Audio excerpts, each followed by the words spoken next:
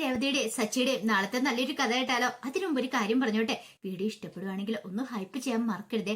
അങ്ങനെ നാളത്തെ കഥയില് ചന്ദ്രമതി ആകെപ്പാടെ പെട്ടു നിൽക്കുവാണ്. കാരണം സുധിയുടെ ഷോപ്പിൽ നിന്നാണ് 2-3 മുട്ട കിട്ടിയിരിക്കുന്നത്. അതെന്തോ കൂടാത്ര മുട്ടയാണ്. അപ്പൊ അതിന് പരിഹാരം ചെയ്യണമെങ്കിൽ ചന്ദ്രമതിയും കൂടെ വിചാരിക്കണം. അപ്പൊ സുധിക്ക് ഏറ്റവും ഇഷ്ടമുള്ള ആള് ചന്ദ്രമതിയാണ്.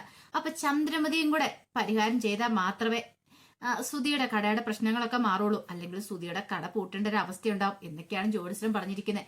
അതൊക്കെ കേട്ട് കഴിഞ്ഞപ്പോ ചന്ദ്രമതി പറഞ്ഞു, ഞാനിപ്പോ എന്ത് ചെയ്യാനാ അമ്മ ഒരു ദിവസം വ്രതം എടുക്കണം. പിറ്റേ ദിവസം ക്ഷേത്രത്തിൽ പോയി ശത്രു സംഹാര പൂജ കഴിക്കണമെന്ന് പറഞ്ഞു. വ്രതം എടുക്കാനോ? ഒരു ദിവസം മുഴുവനാ? അതെ, എന്നെ കൊണ്ട് പറ്റില്ല എന്ന് പറഞ്ഞു. അമ്മ അങ്ങനെ പറയരുതമ്മേ, പ്ലീസ് അമ്മേ, എന്റെ കട പൂട്ടിപ്പോ. നിന്റെ കട പൂട്ടിയാലും ശരി ഇല്ലേലും ശരി എന്നെ ഇതിനകത്തേക്ക് പിടിച്ചിടണ്ട. എടാ, നിനക്ക് നിന്റെ ഭാര്യ ഉണ്ടല്ലോ, പിന്നെ നീ എന്തിനാടാ എന്നോട് പറയണേ? നിന്റെ ഭാര്യയെ കൊണ്ട് വ്രതം എടുപ്പിച്ചാ പോരെ. അമ്മേ, എനിക്ക് ഏറ്റവും ഇഷ്ടമുള്ള ആളാരാന്ന് ചോദിച്ചപ്പോ ഞാൻ അമ്മയാന്ന് പറഞ്ഞു പോയെന്ന് പറഞ്ഞു. അത് കേട്ടപ്പോ ചന്ദ്രമതി പറഞ്ഞു, ഒരു കാര്യം ചെയ്യാം, നീ അതും കൂടെ തിരുത്തി പറഞ്ഞാ മതി. ശ്രുതിയാന്ന് പറ. മോളെ ശ്രുതി, നീ എന്തോള്ള കാര്യം ചെയ്യാം, ഈ അമ്മയ്ക്ക് വേണ്ടിയിട്ട് നീ വ്രതം എടുക്കുക. ഒന്നും അല്ലേലും നിങ്ങളുടെ ഷോപ്പ് അഭിവൃദ്ധി പ്രാപിക്കാൻ വേണ്ടല്ലേ. അത് കേട്ടപ്പോ ശ്രുതി പറഞ്ഞു, അത് പറ്റില്ലമ്മേ, അമ്മയോട് പറഞ്ഞേക്കുന്ന കാര്യം അമ്മ തന്നെ ചെയ്യണം. ഞാൻ ചെയ്തിട്ട് അതിന് ഫലമൊന്നുമില്ല. അപ്പോഴേക്ക് ശ്രുതി പറഞ്ഞു, അമ്മേ പ്ലീസ് അമ്മേ, എന്റെ കട അടച്ചു പോകും, പിന്നെ ഞാൻ എന്ത് ചെയ്യും? എത്ര കഷ്ടപ്പെട്ട് ബുദ്ധിമുട്ടിയാന്നറിയാവോ ആ കട ഇവിടം വരെ ഒന്ന് കൊണ്ടു എത്തിച്ചേ. ആ സമയത്ത് ആർക്കും അസൂയ തോന്നിട്ട് ആരോ ചെയ്ത് പിടിപ്പിച്ചു വെച്ചിരിക്കുന്ന കാര്യമാ. അതുകൊണ്ട് അമ്മേ കൈവിടില്ല അമ്മേ എന്നൊക്കെ പറഞ്ഞു. എടാ, എന്തൊക്കെയാളും ഞാൻ സഹിക്കും, ഇത് മാത്രം പറ്റില്ല. ഒരു നല്ല ദിവസം വന്നിട്ടുണ്ടെങ്കിൽ ക്ഷേത്രത്തിൽ പണ്ട് ദിവസമാണെങ്കിൽ പോലും ഞാൻ വ്രതം എടുക്കാറില്ല. കാരണം വ്രതം എടുത്തിട്ടുണ്ടെങ്കിൽ എനിക്ക് ആഹാരം കഴിക്കാൻ പറ്റില്ല. ആഹാരം കഴിക്കാത്ത ഒരു കേസ് കെട്ട് ഞാൻ പിടിക്കാറില്ല. പട്ടിണി കിടക്കാനൊന്നും എന്നെ കിട്ടത്തൊന്നുമില്ല. നീ അങ്ങോട്ട് മാറി നിൽക്കുക എന്നും പറഞ്ഞ് സുധിയെ തള്ളി മാറ്റിയിട്ട് ചന്ദ്രമതി ഹാളിലേക്ക് വരുവാണ്. അപ്പോഴേക്കുമാണ് ഹാളിലുണ്ടായിരുന്ന ഫാൻ പൊട്ടി താഴേക്ക് വീഴുന്നത്. ഒരൊറ്റ മിനിറ്റിന്റെ വ്യത്യാസത്തിലാണ് ചന്ദ്രമതി രക്ഷപ്പെട്ടത്. ഇല്ലായിരുന്നേ അത് ചന്ദ്രമതിയുടെ തലേ വീണനം. ഒരു നിമിഷം ചന്ദ്രമതി ഷോക്കേറ്റ പോലെ ഇങ്ങനെ നിൽക്കുക. അപ്പോഴേക്കും ശ്രുതിയും പരസ്പരം നോക്കി. ശ്രുതി പറഞ്ഞു, അമ്മേ, ഇപ്പൊ അമ്മയുടെ തലേ വീണേനല്ലോ ആ ഫാൻ എന്ന് പറഞ്ഞു. എന്താടാ നീ പറഞ്ഞ? അതെ, ഭാഗ്യം കൊണ്ട് അമ്മ രക്ഷപ്പെട്ടെ. എന്റെ ദൈവമേ, ഒന്ന് ആലോചിച്ച് നോക്കിയേ, ജ്യോത്സ്യം പറഞ്ഞ കൃത്യമാണ്. ഒരുപക്ഷെ ഈ വ്രതം എടുത്തില്ലെങ്കിൽ അമ്മയ്ക്കും അപകടം സംഭവിക്കുമെന്ന്.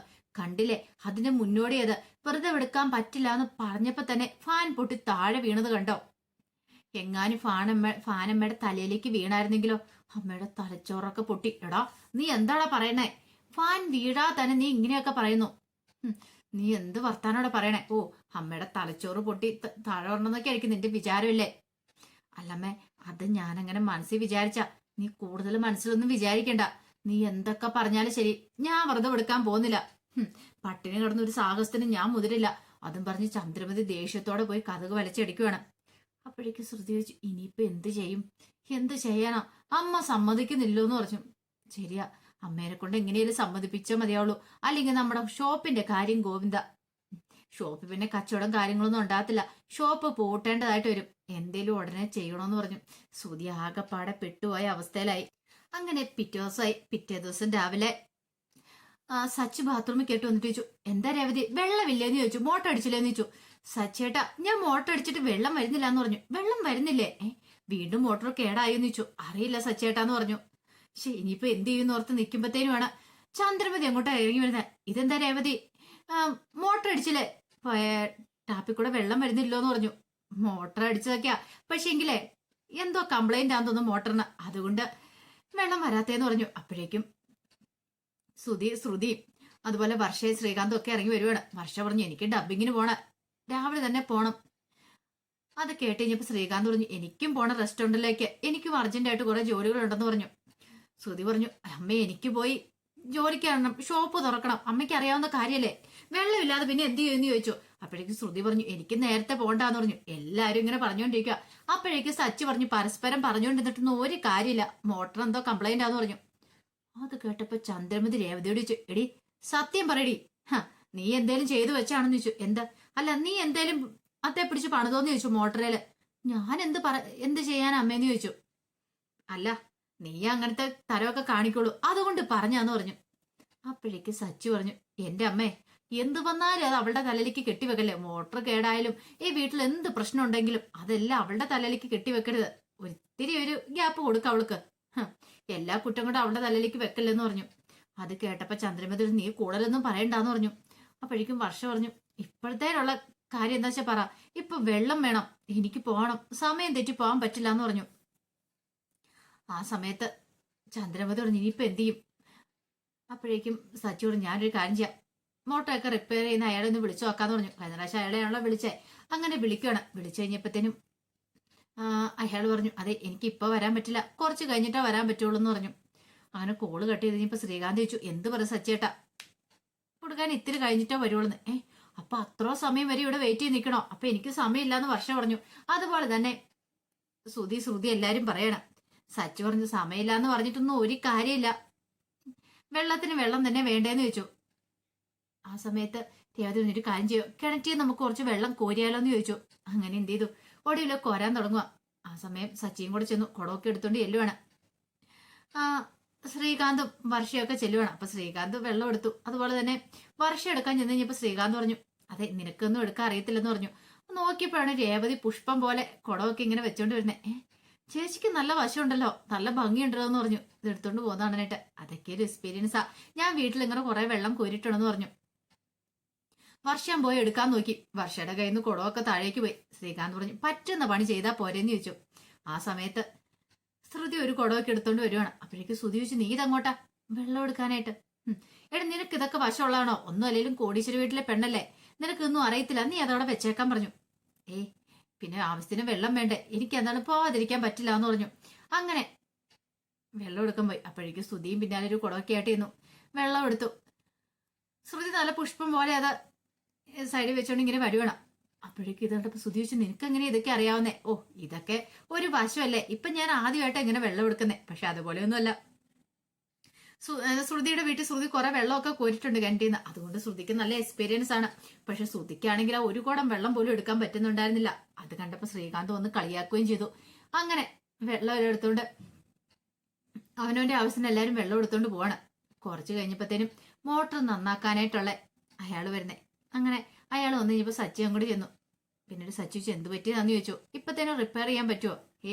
ഇതിന്റെ കോയിൽ എന്തൊക്കെയോ പോയിട്ടുണ്ട്, ഒരു കാര്യം ചെയ്യാം, ഇത് മാറ്റി പിടിപ്പിക്കണമെന്ന് പറഞ്ഞു. എന്നാലും മോട്ടർ വർക്കാവുള്ളൂ.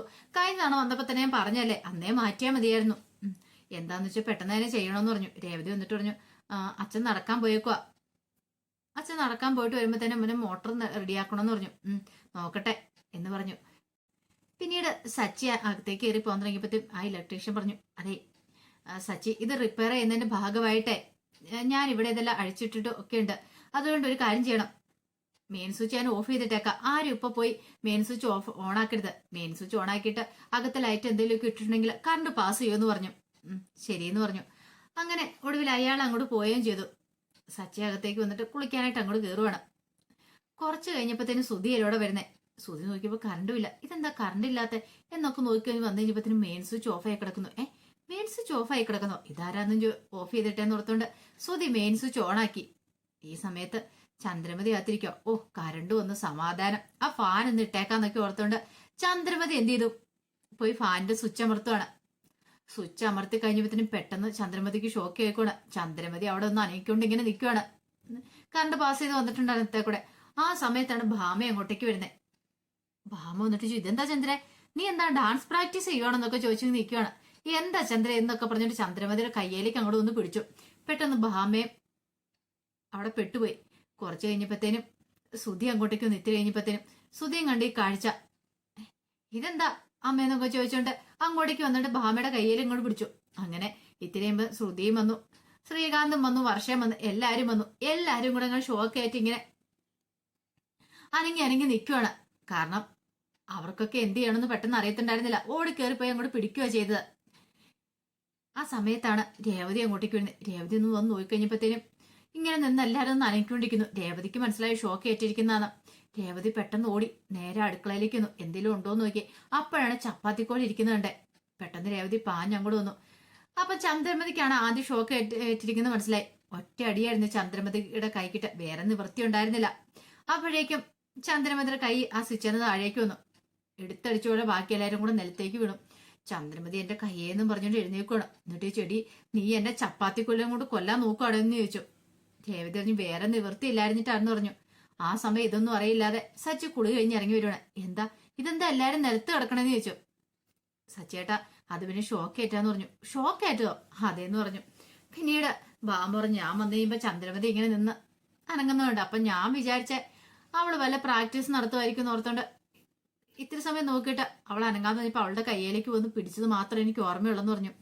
പിന്നെ എല്ലാരും പറയുവാണ് അവരവർക്ക് പറ്റിയ അബദ്ധങ്ങളും കാര്യങ്ങളും. ആ സമയത്ത് ചന്ദ്രമതി പറഞ്ഞു എന്നാലും ഇവളെന്നെ ചപ്പാത്തിക്കൊല്ലും കൊണ്ട് തല്ലിക്കൊല്ലാൻ നോക്കിയില്ലേ. സച്ചി പറഞ്ഞു ഇവളുള്ളതുകൊണ്ട് നിങ്ങൾ രക്ഷപ്പെട്ടു, അല്ലായിരുന്നെങ്കിലോ എന്ന് പറയാണ്. രേവതി പറഞ്ഞു എനിക്ക് വേറെ നിവൃത്തിയില്ലായിരുന്നു സച്ചേട്ടാ, അതുകൊണ്ടായിരുന്നു പറഞ്ഞു. ആ സമയം ചന്ദ്രമതിക്കാണെങ്കിൽ എന്ത് ചെയ്യണമെന്ന് അറിയത്തില്ല. വല്ലാത്തൊരു ടെൻഷനായിപ്പോയി. കൈയൊക്കെ നന്നായിട്ട് വേദന എടുക്കുന്നുണ്ട്. ഒടുവില് ചന്ദ്രമതി ആ സെറ്റിയിലേക്ക് പോയിരുന്നു. ഈ സമയത്ത് ശ്രുതി പതുക്കെ ചെன்று പറഞ്ഞു അമ്മേ ഇതൊക്കെ കണ്ടിട്ട് എനിക്ക് തോന്നുന്നത് എന്താണെന്നറിയാവോ, ഇതിപ്പോ രണ്ടാമത്തെ അപകടമല്ലേ.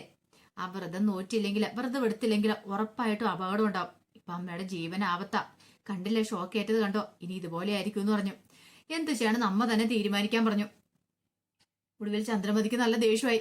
ചന്ദ്രമതി പറഞ്ഞു എടാ അത് പിന്നെ ഞാന് അമ്മേ എന്താന്ന് വെച്ചാ അമ്മ ചെയ്തു. ഇനിയിപ്പം ഇത്രത്തോളം വരെ എത്തി കാര്യങ്ങള് ജീവൻ വരെ അപകടത്തിലാ. ഒരു ദിവസം ആഹാരം കഴിക്കാതിരിക്കുന്നതാണോ ജീവൻ അപകടത്തിലാണെന്നോ നല്ലത് അമ്മ തന്നെ ചിന്തിക്കാൻ പറഞ്ഞു. ഒടുവിൽ ചന്ദ്രമതി പറഞ്ഞു ശരി എന്താണല്ലോ ആട്ടെ, ഞാൻ വ്രതം എടുത്തോളാം എന്ന് പറയാണ്. അത് കേട്ടപ്പോ സുധിക്ക് സമാധാനമായി, സന്തോഷമായി, രക്ഷപ്പെട്ടു. ഇനി പേടിക്കേണ്ട കാര്യമില്ലാന്ന് സുധി മനസ്സിൽ വിചാരിച്ചു. പിന്നീട് രേവതി അടുക്കള തിരക്കിട്ട ജോലിയിലായിരുന്നു. അപ്പോഴാണ് രേവതിക്ക് ഒരു ഫോൺ കോൾ വരുന്നത്. അങ്ങനെ രേവതി കോൾ അറ്റൻഡ് ചെയ്ത് കഴിഞ്ഞപ്പോഴത്തേനും അവിടെ അടുത്തൊരു ഓഡിറ്റോറിയത്തിൽ നിന്നാണ് വിളിച്ചത്. പിന്നീട് അയാൾ പറഞ്ഞു അതെ പരസ്യവും കാര്യങ്ങളൊക്കെ ഞാൻ കണ്ടിട്ടുണ്ടായിരുന്നു. അപ്പൊ നിങ്ങൾക്ക് നന്നായിട്ട് മണ്ഡപമൊക്കെ അലങ്കരിക്കാൻ അറിയാല്ലേന്ന് ചോദിച്ചു. അതെ സാർ എന്നെ കൊണ്ട് കഴിയാവുന്ന പോലെ നന്നായിട്ട് ഞാൻ അലങ്കരിക്കുമെന്ന് പറഞ്ഞു. അങ്ങനെയാണെങ്കിൽ എന്തേ ഒരു ഓർഡർ വന്നിട്ടുണ്ട്. അപ്പൊ മണ്ഡപം അലങ്കരിക്കാൻ വേണ്ടിട്ട് ഒരു ഫംഗ്ഷന് വേണ്ടിയിട്ട്. അങ്ങനെയാണെങ്കിൽ നിങ്ങൾക്ക് ഇവിടം വരെ ഒന്ന് വരാൻ പറ്റുമെന്ന് ചോദിച്ചു. അതിനെന്താ സാർ ഞാൻ ഇപ്പൊ തന്നെ വരാം, ഒരു 15 മിനിറ്റ് എന്ന് പറഞ്ഞു. കുറച്ച് കഴിഞ്ഞപ്പോ രേവതി അങ്ങോട്ടേക്ക് പോയി. രേവതിക്ക് ഭയങ്കര പ്രതീക്ഷയായിരുന്നു. കാരണം റൂമൊക്കെ പണിയണമെങ്കിൽ പൂക്കച്ചവടം കൊണ്ട് മാത്രം ഇരുന്നിട്ട് കാര്യമില്ല, ഇങ്ങനെ എന്തെങ്കിലും ബിസിനസ്സും കൂടെ വേണമെന്ന് ഓർത്തോണ്ടാണ് രേവതി അങ്ങനെ ഒരു തീരുമാനം എടുത്തു പോലും. മണ്ഡപമൊക്കെ അലങ്കരിക്കുന്ന ജോലിയും കൂടെ. അങ്ങനെ അവിടേക്ക് ചെന്നു. അവിടെ ചെന്ന് കഴിഞ്ഞപ്പോഴത്തേനും അയാൾ പറഞ്ഞു അതെ ഇതൊരു ചെറിയ ഫംഗ്ഷനാണ്, വലിയ ഫംഗ്ഷൻ ഒന്നും അല്ല, ഒരുമാതിരി നല്ല രീതിയിൽ തന്നെ അലങ്കരിക്കണം എന്നൊക്കെ പറഞ്ഞു. രേവതി പറഞ്ഞു ഞാൻ അലങ്കരിച്ചോളാം, പിന്നെ അറിയാലോ പേരും കാര്യങ്ങളും ഒക്കെ വെച്ച് നല്ല സെറ്റായിട്ട് വേണം ചെയ്യാനായിട്ട്. പരസ്യം കണ്ടു കഴിഞ്ഞപ്പോ എനിക്ക് ഇഷ്ടപ്പെട്ടു, അതുകൊണ്ടാണ് ഞാൻ നിങ്ങളെ വിളിച്ചതെന്ന് പറഞ്ഞു.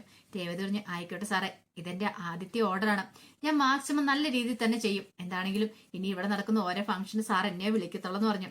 അന്നൊരു കാര്യം ചെയ്യാം, അഡ്വാൻസ് പേയ്മെന്റ് ആയിട്ട് 10,000 രൂപ എന്ന് പറഞ്ഞു. അങ്ങനെ 10,000 രൂപ കൊടുത്തു. അങ്ങനെ എല്ലാം സെറ്റ് ചെയ്ത് അഡ്വാൻസ് കൈപ്പറ്റിയിട്ടേക്കാന്നായിട്ട് ഒപ്പൊക്കെ ഇട്ട് രേവതി സന്തോഷത്തോട് കൂടിയിട്ടാണ് വീട്ടിലേക്ക് തിരികെ വരുന്നത്. വീട്ടിലേക്ക് തിരികെ വരുമ്പോൾ കുറച്ച് സ്വീറ്റ്സ് ഒക്കെ മേടിച്ചോണ്ടാ വരുന്നത്. അപ്പോഴേക്കാണ് രവീന്ദ്രൻ അങ്ങോട്ട് വരുന്നത്. രവീന്ദ്രനെ കണ്ടു കഴിഞ്ഞപ്പോ രേവതി പറഞ്ഞു അച്ഛാ ഇതാ സ്വീറ്റ്സ് എന്ന് പറഞ്ഞു. ഇതെന്താ മോളെ സ്വീറ്റ്സ്? അപ്പോഴേക്കും രേവതി പറഞ്ഞു അതെ ഒരു സന്തോഷ വാർത്തയുണ്ട് അച്ഛാന്ന് പറഞ്ഞു. സന്തോഷ വാർത്തയോ? അതെന്താ മോളെന്ന് ചോദിച്ചു. അത് എനിക്ക് മണ്ഡപം അലങ്കരിക്കാനായിട്ട് ഒരു ഓർഡർ വന്നിട്ടുണ്ടെന്ന് പറഞ്ഞു. അലങ്കരിക്കാൻ ഓർഡർ വന്നേ? അതെ ആദ്യത്തെ ഓർഡർ വെച്ചാ, അതുകൊണ്ട് സ്വീറ്റ്സ് വാങ്ങിയെന്ന് പറഞ്ഞു. അങ്ങനെ രവീന്ദ്രൻ എടുക്കാൻ തുടങ്ങിയപ്പോഴത്തേനും ചന്ദ്രമതി അങ്ങോട്ട് പാഞ്ഞു വന്നു. ഇതെന്താ രവിയേട്ടാ, രവിയുടെ സ്വീറ്റ്സ് ഒന്നും എടുക്കണ്ടെന്ന് പറഞ്ഞു. അതെന്താ ചന്ദ്രൻ ഞാൻ എടുത്താല്? ഒന്നാമത്തെ കാര്യം ഷുഗറും പ്രഷറും ഒക്കെ ഉള്ളതല്ലേ, ഇനി ഈ സ്വീറ്റ്സും കൂടെ കഴിച്ചിട്ട് വേണം, വേറെ പണിയൊന്നും ഇല്ലാന്ന് പറഞ്ഞു. രവീന്ദ്രൻ പറഞ്ഞു ചന്ദ്രെ സന്തോഷം വരുന്ന സമയത്ത് നമ്മളിങ്ങനെ സന്തോഷിക്കണം, ഒരു ദിവസം ഇച്ചിരി സ്വീറ്റ്സോ കഴിച്ചെന്ന് ഓർത്തിട്ട് ഒന്നും സംഭവിക്കാനൊന്നും പോകുന്നില്ല എന്ന് പറഞ്ഞു. ഞാൻ എടുത്ത് കഴിക്കുമെന്ന് പറഞ്ഞുകൊണ്ട് രവീന്ദ്രൻ എടുത്തു. ചന്ദ്രമതിക്ക് അടി കിട്ടിയാലേ പേ. അപ്പോഴേക്കും രവതി പറഞ്ഞു അമ്മ എടുത്തോളം പറഞ്ഞു. പിന്നെ ആർക്ക് വേണം, അവൾക്ക് ഒരു മണ്ഡപം അലങ്കരിക്കാൻ കിട്ടിക്കഴിഞ്ഞപ്പോ അവളുടെ അഹങ്കാരം കണ്ടോ, അവൾ ആരാന്ന് അവളുടെ വിചാരം. ആ സമയം രവീന്ദ്രൻ പറഞ്ഞു നിന്നെ കൊണ്ട് ഇതിന് വല്ലതും പറ്റുന്നുണ്ടോ? ഇല്ലല്ലോ, പിന്നെ ആ കൊച്ചു ചെയ്ത് കഴിയുമ്പോ അതിനെ കുറ്റപ്പെടുത്തേണ്ട കാര്യമുണ്ടോ? എടി ഇതിനൊക്കെ പച്ച മലയാളത്തിൽ അസൂയ എന്ന് പറയും. പിന്നെ എനിക്കെന്തിനാ അസൂയ? ഇവള് പൂ വെക്കാൻ പോകുന്നതിനും പിന്നെ മണ്ഡപം അലങ്കരിക്കാൻ പോകുന്നതിനൊക്കെ എനിക്കെന്തിനാ അസൂയ എന്ന് ചോദിച്ചു. ചന്ദ്രേ ഇത് നീ അത്ര നിസ്സാരമായിട്ട് എടുത്ത് കളയല്ലോ. അതെ ഓരോ ജോലിക്കും അതിൻ്റെതായ മഹത്വമുണ്ട്. രേവതിയിലേക്ക് അറിയാവുന്ന ജോലി നല്ല ഭംഗിക്ക് ചെയ്യുന്നു, അതിന് പൈസയും മേടിക്കുന്നു, അല്ലാതെ വല്ലവരുടെ മോഷ്ടിച്ചോ വഞ്ചിച്ചോ ഒന്നും അല്ല അവണ് പണം ഉണ്ടാക്കണേന്ന് പറഞ്ഞു. ചന്ദ്രമതി പറഞ്ഞു പിന്നെ ഇവളെ എത്ര നാള് കിടന്ന് കഷ്ടപ്പെട്ടാലാ വല്ല നക്കാപ്പിച്ചാൻ പൈസയും കിട്ടും, അത്രയല്ലേ ഉള്ളൂന്ന് ചോദിച്ചു. അത് കേട്ടപ്പോ രേവതി പറഞ്ഞു അമ്മേ എനിക്ക് കിട്ടുന്ന ഓരോ പൈസ എനിക്ക് വിലപ്പെട്ടാണ്, ഞാൻ കഷ്ടപ്പെട്ട് അധ്വാനിച്ചുണ്ടാക്കിയ പൈസയാ, അതിന് എനിക്ക് വിലയുണ്ട്, മറ്റുള്ളവർക്ക് അതിനൊരു വിലപിടിപ്പില്ലെങ്കിലും, പക്ഷെ എന്നെ സംബന്ധിച്ച് അങ്ങനെയല്ല എന്ന് പറഞ്ഞു. രവീന്ദ്രൻ പറഞ്ഞു, അതാ മോളെ, നമ്മൾ കഷ്ടപ്പെട്ട് ഉണ്ടാക്കുന്ന 1 രൂപയാണെങ്കിൽ പോലും അതിന് അതിൻ്റെതായ വില കാണും. അല്ല, അതൊന്നും ഇവളോട് പറഞ്ഞിട്ട് കാര്യമില്ല എന്ന് പറഞ്ഞു. ചന്ദ്രമതി ആണെങ്കിൽ ആകപ്പാട് അടിയേറ്റ പോലെ നിൽക്കുകയാണ്. അപ്പൊ അതിന്റെ വിശേഷങ്ങളൊക്കെ നമ്മൾ കാണുന്നത്. ആ വിശേഷങ്ങൾക്കായി നമുക്ക് എല്ലാവർക്കും കാത്തിരിക്കാട്ടോ. ഒരിക്കൽ കൂടി എല്ലാവർക്കും ശുഭദിനം നേർന്നുകൊണ്ട് നിർത്തുന്നു.